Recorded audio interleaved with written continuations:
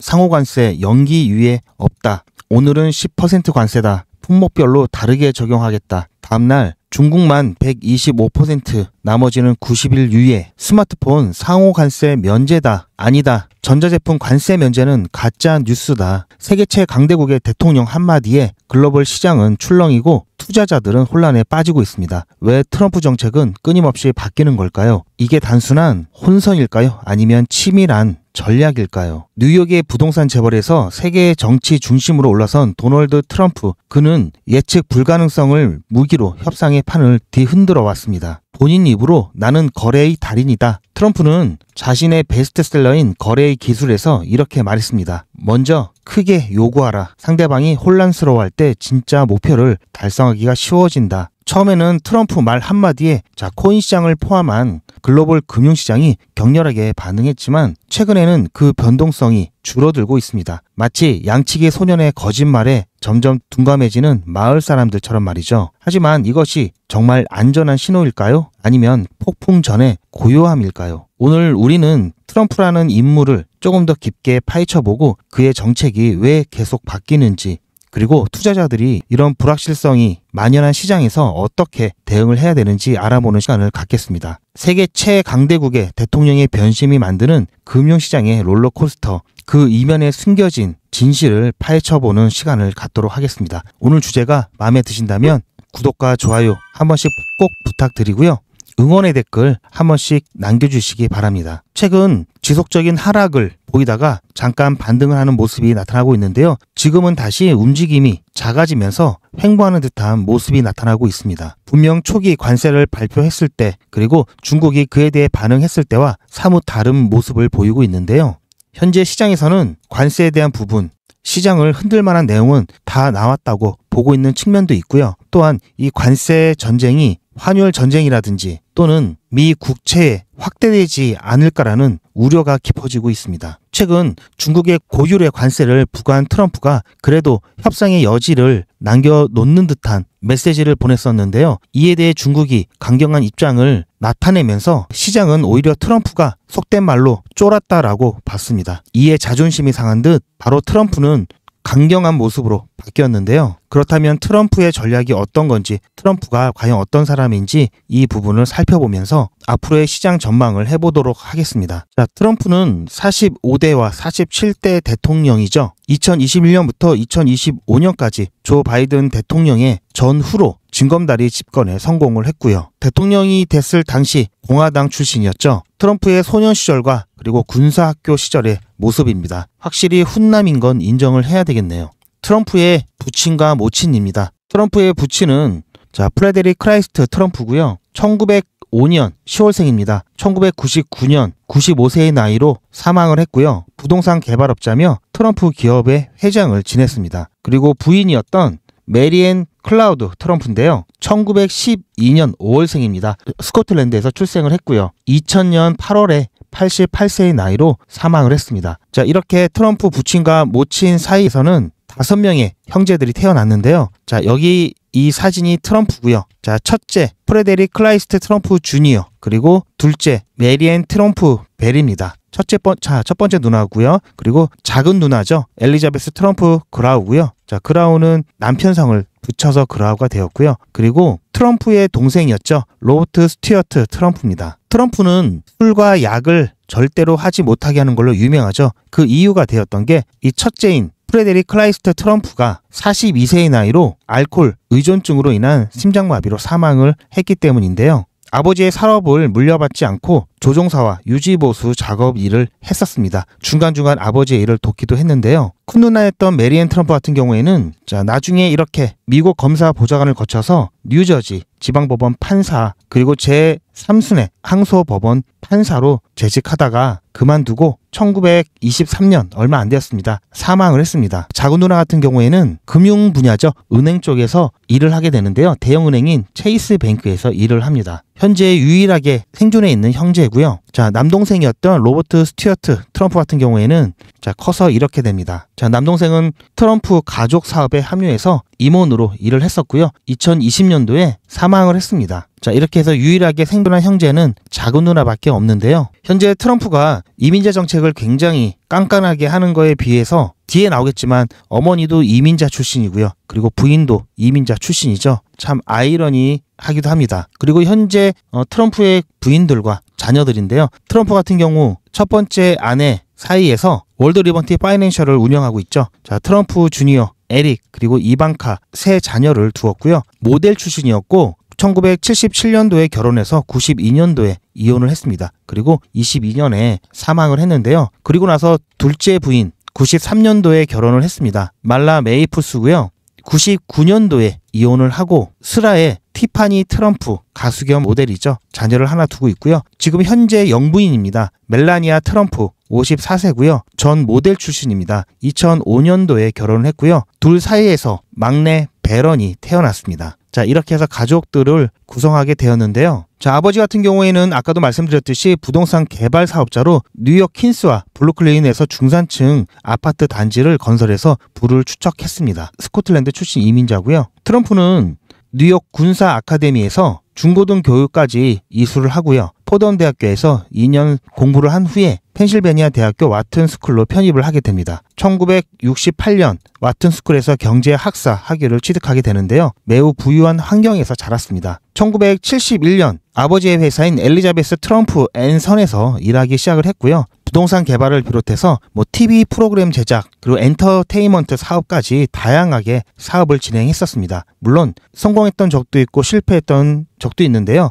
성공 사례에는 여러분도 잘 아시다시피 그 유명한 트럼프 타워가 있습니다. 그리고 그랜드 하얏트 호텔 재개발 사업이 있습니다. 기타 부동산 개발에서는 두각을 나타냈는데요. 실패 사례로는 트럼프 항공이나 대학 그리고 카지노 등의 여러 번 파산을 겪기도 했습니다. 이 기간 동안 총 6번의 파산 신청을 했는데요. 주로 카지노와 호텔 관련해서 사업 실패를 유독 많이 했습니다. 타고난 재능보다는 공격적인 마케팅과 브랜딩에 의한 사업을 하는 스타일이었고요. 정치적인 경력을 살펴봤을 때 정치에 입문한 것은 1987년 공화당으로 시작을 했습니다. 이후에 정당 소송을 여러 번 바꿨는데요. 2000년도에는 개혁당 대선 예비 후보로 잠시 출마했다가 철회를 한 적도 있습니다. 그러다가 그 이후에는 공화당 쪽으로 정착을 하면서 대선 후보로 그리고 마지막에는 2번의 대통령을 역임하게 되었습니다. 트럼프가 대통령직을 하면서 보여줬던 여러 분야의 정책들을 핵심적인 부분만 살펴보면은 경제 분야에서는 대규모 감세 정책을 썼고요. 그리고 친기업적인 정책을 보였습니다. 특히 보호무역주의 정책을 추진하면서 중국과 무역 분쟁을 일으켰었죠. 외교 분야에서는 미국 우선주의가 굉장히 뚜렷한데요. 미국의 글로벌 리더십보다도 미국의 실리를 추구하는 타입이었습니다. 미국의 실리를 위해서 파리 기후협약이라든지 돈 안 되는 것들은 과감하게 탈퇴도 했었고요. 그리고 이민 정책에서 굉장히 완강한 모습을 보여주었는데요. 멕시코 국경 장벽을 건설한다든지 불법 이민자 단속을 강화했습니다. 그리고 무슬림 국가 출신의 입국을 제한까지 했었는데요. 어쨌든 트럼프는 보수 성향으로 연방 대법원 임명에 있어서도 그 성향을 보여주었습니다. 그리고 트럼프는 항상 논란의 중심에 서 있었는데요. 1919년과 21년 이렇게 2번의 탄핵 소추가 있었죠. 물론 다 탄핵은 되지 않았습니다. 어쨌든 논란의 중심에 서 있었고요. 트럼프의 성격과 심리적인 부분을 분석한 것을 잠깐 보면은 매우 자신감이 강하고 자기 확신에 차 있습니다. 자, 이 말은 다른 사람 얘기 잘 안 듣는다라는 얘기죠. 그리고 직설적이죠. 여러분들이 보시다시피 직설적이고 반응이 굉장히 빠릅니다. 그리고 한편으로는 충동적인 의사 결정과 즉각적인 좀 반응을 보이는 경향이 나타나고 있고요. 비판과 공격에 굉장히 민감하게 반응하면서 맞대응하는 패턴을 보여줍니다. 리더십 스타일을 봤을 때 결과 중심적이고 승패에 집착하는 경향을 보인다고 합니다. 그리고 충성심을 중시하면서 개인적인 관계에 기반한 인사결정을 하는 것으로 비판을 받고 있죠. 자, 이 부분이 굉장히 중요한데요. 심리적인 관점에서 일부 심리학자들은 트럼프 대통령 같은 경우 자기애적 성향이 굉장히 강하다라고 지적을 하고 있습니다. 공가보다는 전략적 목표 달성에 집중하는 타입이고요. 명확한 이분법적 세계관을 갖고 있다고 분석을 하고 있습니다. 즉 승자와 패자, 충성하는 사람, 배신하는 사람.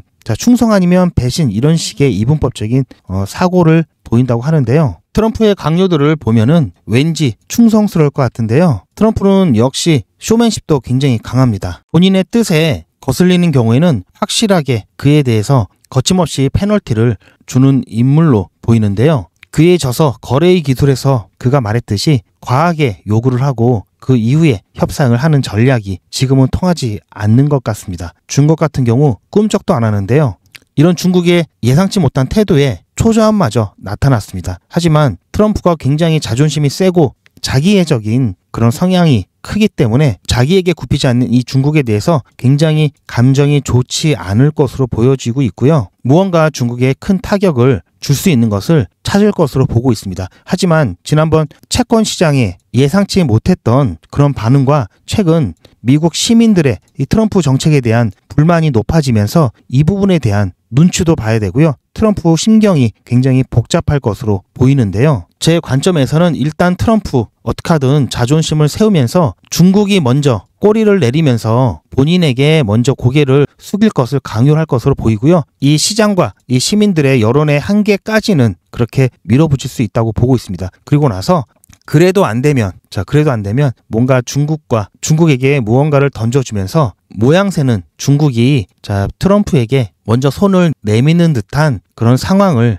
연출할 것으로 보고 있는데요. 아직까지 시장은 크게 움직임이 없습니다. 눈치를 보고 있을 가능성이 굉장히 크고요. 관세 전쟁에 이어서 환율 전쟁, 그리고 미 국채, 여기에서 야기되는 경기 침체까지 여전히 많은 변수들이 시장에 남아 있습니다. 이렇게 혼란스러운 상황 속에서 섣불리 시장을 예측하기보다는 상황에 따른 시장의 반등을 기술적으로 분석하고 실시간으로 대응하는 것이 최선인데요. 거래량과 수급량, 고래의 움직임 등 중요 지표를 바탕으로 제가 프로그래밍한 AI가 실시간으로 분석해서 신호를 주고 있습니다. 이 신호를 바탕으로 정치, 경제, 이 거시적인 관점과 저의 트레이드 경험을 통한 노하우를 접목해서 꽤 정확한 중요 포인트를 잡아내고 있습니다. 투자의 세계에서 100%라는 건 있을 수 없습니다. 100%면 왜 알려줍니까? 전재산 몰빵하고 영끌해서 빌 게이츠보다 더 부자가 되어야 하지 않을까요? 굴지의 투자 회사들도 AI를 이용한 투자를 많이 하고 있지만 전문 트레이더들이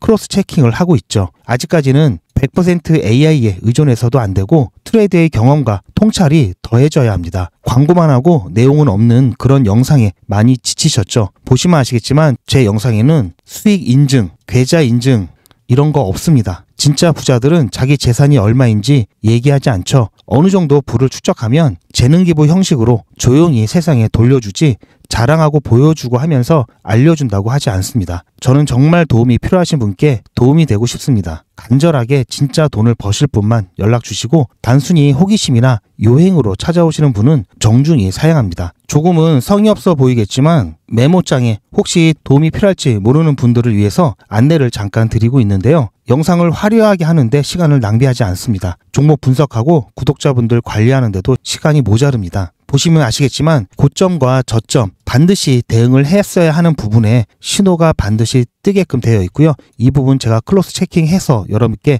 실시간으로 문자 그리고 소통방의 텔레그램으로 전달을 해드리고 있습니다. GP의 AI 포인트 전략, 이 실시간 신호를 받기를 희망하시는 분들은 010-8481-4359번으로 리플이라고 문자 보내주시기 바라고요. 이 정보는 당연히 무료로 여러분들께 전달을 해드리고 있고요. 이 신호는 소통방에도 똑같이 안내를 해드리고 있습니다. 단지 제가 문자로 보내드리는 이유는 소통방 같은 경우에는 리플 XRP 정보 외에 다른 종목들과 시황 그리고 여러분들께서 올려주시는 수익 인증이라든지 맛집 정보 이런 친목적인 부분들도 있기 때문에 게시물이 상당히 많습니다. 알림이 계속해서 많이 울리기 때문에 조금 조용하게 리플 정보만 받고 싶으신 분들은 리플이라고 문자로 신청을 해주시기 바라고요. 여러분이서 재미있게 투자를 같이 하실 분들은 소통방에 참여하셔도 괜찮습니다. 마찬가지로 문자로 소통방 남겨주시면 입장 안내 제가 드릴 거고요. 대신 소통방 같은 경우에는 아까도 말씀드렸듯이 알람이 많기 때문에 알림을 꺼놓으시는 분들도 계시고 또 밤 늦게는 매너 모드가 돼서 알림이 울리지 않습니다. 자, 이렇게 중요하게 반드시 대응을 해야 될 순간에 알림을 못 받으시면 안 되겠죠.